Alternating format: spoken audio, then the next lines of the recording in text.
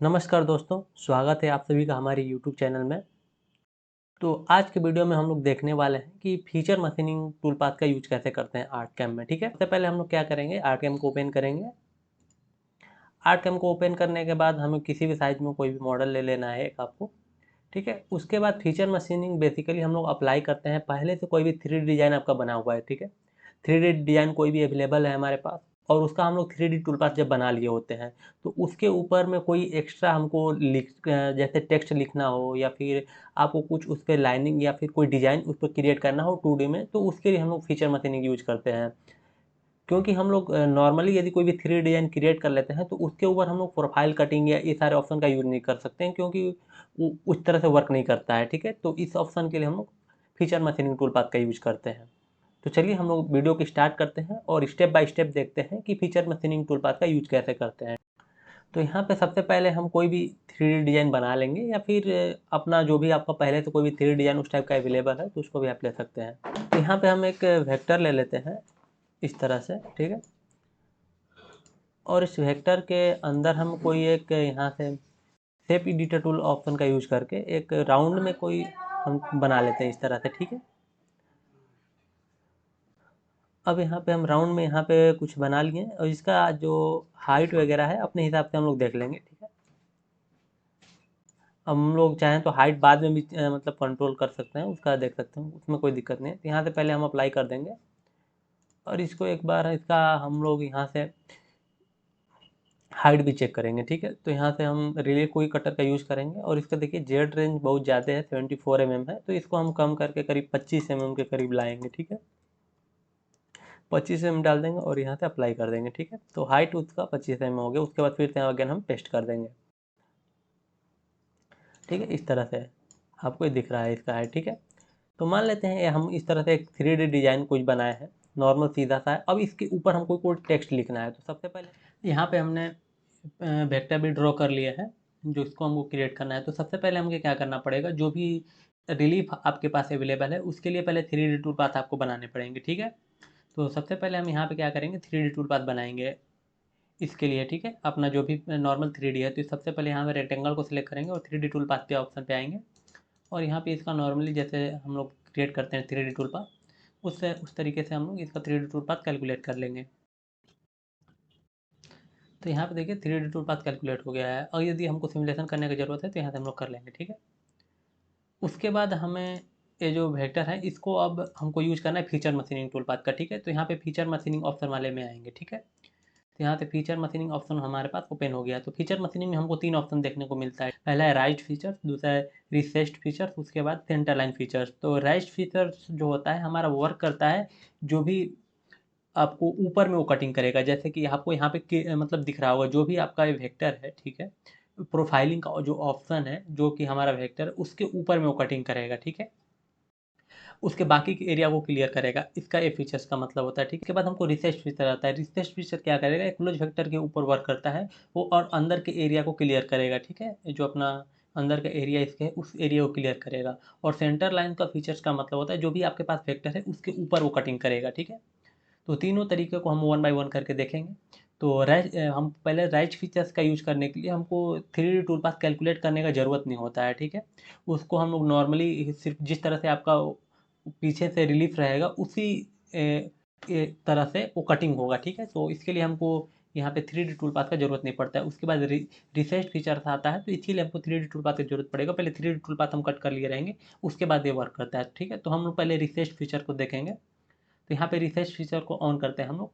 उसके बाद इसमें हमको फीचर्स का जो डेप्थ है, मतलब इसमें कटिंग हमको कितना चाहिए। ठीक है, जो भी हम वेक्टर सेलेक्ट किए हैं, तो यहाँ पे कटिंग हम 2 या 3 जितना भी हमको कटिंग करना है तो हम 3 यहाँ पे डेप्थ दे देते हैं। उसके बाद वेक्टर एट टॉप एज हमको ऑप्शन मिलता है vector at bottom edge. Bottom edge पे जब हम वेक्टर को लेंगे तो इसमें क्या होता है कि ये लाइन तक ये वेक्टर चलता है, जिससे हमारा जो भी टेक्स्ट है वो ज़्यादा चौड़ा कटिंग होता है। ठीक है, तो हमको वेक्टर एट टॉप एज पे लेके चलना है ताकि ये वेक्टर जितना है उतना ही के अंदर कटिंग हो, ज़्यादा अंदर कटिंग नहीं हो। ठीक है, उसके बाद हमको यहाँ पे ऑप्शन मिलता है प्रोफाइल ओनली और एरिया क्लियरेंस। तो हमको दोनों ऑप्शन का यूज कर सकते हैं। प्रोफाइल ओनली का मतलब इस वेक्टर के अंदर अंदर कटिंग होता है, और नॉर्मल एरिया क्लियरेंस मतलब इसके पूरे अंदर के एरिया को क्लियर करेगा, जो कि हम लोग नॉर्मल यहाँ पे एरिया क्लियरेंस और प्रोफाइल वाले ऑप्शन में हमको दिखने को मिलता है, वही सेम ऑप्शन है। ठीक है, तो हम किस तरह से प्रोफाइल कटिंग करना चाहते हैं, एरिया क्लियरेंस कटिंग करना चाहते हैं, आपको देखिए जैसे यहाँ पे क्लिक करिएगा तो यहाँ पे दिखता भी है दोनों का मतलब भी। ठीक है, तो हम यहाँ पे प्रोफाइल वाली ही बाय डिफ़ॉल्ट रहने देंगे। उसके बाद हमको ड्रॉप टूल या प्रोजेक्ट टूल किस तरह से हमको करना है, हम लोग नॉर्मली ड्रॉप टूल ही यूज करते हैं। उसके बाद यहाँ पे हमको टूल सेलेक्ट करने होते हैं, तो हम लोग यहाँ पे 6 mm को बॉल नोज ऑप्शन का यूज करेंगे, तो यहाँ से सेलेक्ट कर देंगे 6 mm का बॉल नोज। ठीक है, उसके बाद यहाँ पे बाकी मटेरियल थिकनेस पहले से डाला हुआ है, तो इसको डालने की जरूरत नहीं है, यहाँ से कैलकुलेट करते हैं नॉर्मली। तो देखिए यहाँ पे टूल पाथ कैलकुलेट हुआ, और टूल पाथ इस प्रकार से कैलकुलेट हुआ, ये आप देख सकते हैं यहाँ पे। ठीक है, तो अब जब यदि हम यहाँ पे 6 mm का टूल नहीं यूज करना चाहिए था, क्योंकि यहाँ पे कहीं कहीं पे छोड़ रहा है। ठीक है, तो इसके लिए हम 3 mm का टूल यूज करेंगे। चाहे इसको हम थोड़ा सा पतला कर देंगे, 6 mm की जगह यहाँ पे इसका डायमीटर जो है वो 5 mm रख लेंगे, तो भी सही हो जाएगा। ठीक है,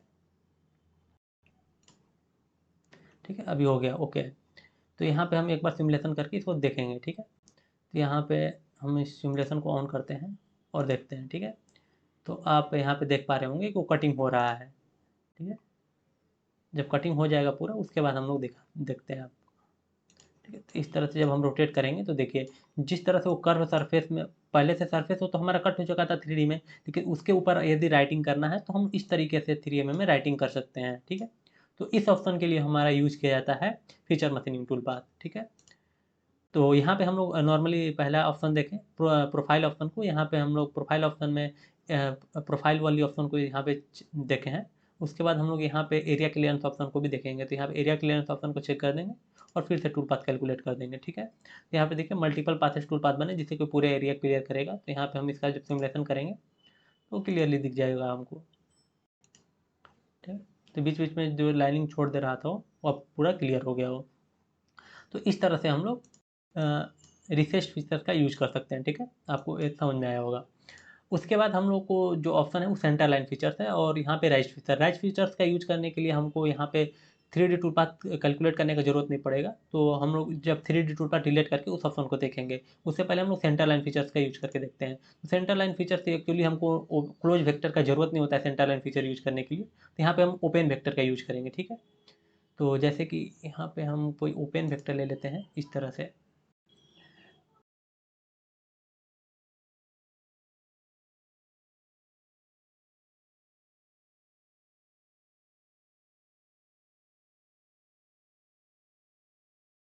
तो अभी देखिए ये ओपन वेक्टर है। ठीक है, तो अब ओपन वेक्टर पे हम लोग यूज कर सकते हैं सेंटर लाइन फीचर्स, या फिर क्लोज वेक्टर्स पे भी यूज कर सकते हैं। ऐसा नहीं है कि कर नहीं सकते, लेकिन वहाँ पे मतलब नहीं निकलता। सेंटर लाइन फीचर जनरली हम लोग ओपन वेक्टर के लिए यूज करते हैं। ठीक है, तो यहाँ पे सेंटर लाइन फीचर्स वाले ऑप्शन पे चेक कर देंगे। उसके बाद जिस टूल से आपको सेंटर लाइन फीचर्स अप्लाई करना है, तो इसके लिए हम लोग वी बिट वगैरह का यूज करते हैं ज़्यादातर। तो यहाँ पे हम वी बिट को सिलेक्ट कर लेंगे। ठीक है, जैसा कि यहाँ पे वी बिट हम ये सिलेक्ट करते हैं 20 mm का। ठीक है, इसको सिलेक्ट कर लेते हैं। ठीक है, और यहाँ पे जो डेप्थ है वो 3 mm ही कट करेंगे हम।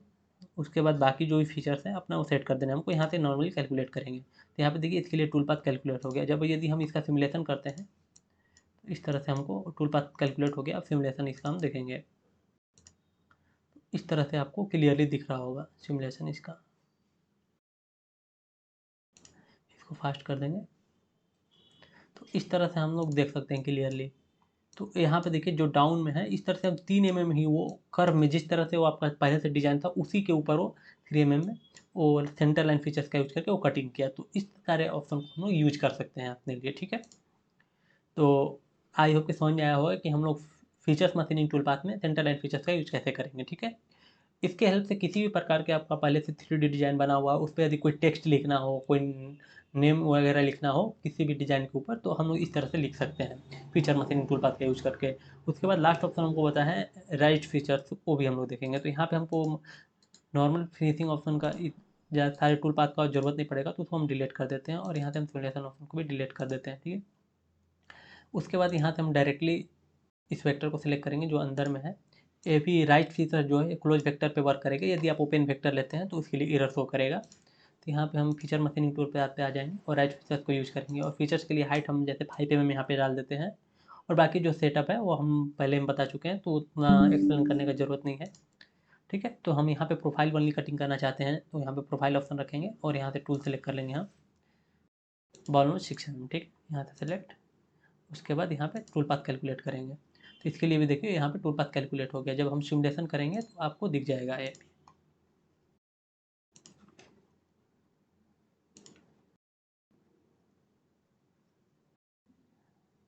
ठीक है, तो आप क्लियरली देख सकते हैं कि राइट फीचर्स कैसे यूज कर रहा है। तो यहाँ पे आप देख सकते हैं नॉर्मली जो सरफेस रहेगा उसी पे वो वर्क कर रहा है। ठीक है, यदि ठीक है, तो ये सरफेस से बिल्कुल लेता है, ऊपर से वो कटिंग करता है। ठीक है, जितना भी हम सरफेस ले रहेंगे उस पर। ठीक है, तो आई होप कि समझ में आया होगा कि आपको हम फीचर मशीनिंग टूल पाथ कैसे यूज करते हैं। यदि वीडियो पसंद आया तो वीडियो को लाइक करें, शेयर करें और चैनल को सब्सक्राइब करें। यदि आपको कोई डाउट है तो आप कमेंट सेक्शन में कमेंट कर सकते हैं कि आपको कहाँ पे चीज़ें समझ में नहीं आई। अगर किसी दूसरे टॉपिक पे कोई वीडियो चाहते हैं तो वो भी कमेंट सेक्शन में आप लिख सकते हैं। ऐसे ही किसी इन्फॉर्मेटिव वीडियो के साथ मिलते हैं नेक्स्ट वीडियो में। तब तक के लिए धन्यवाद।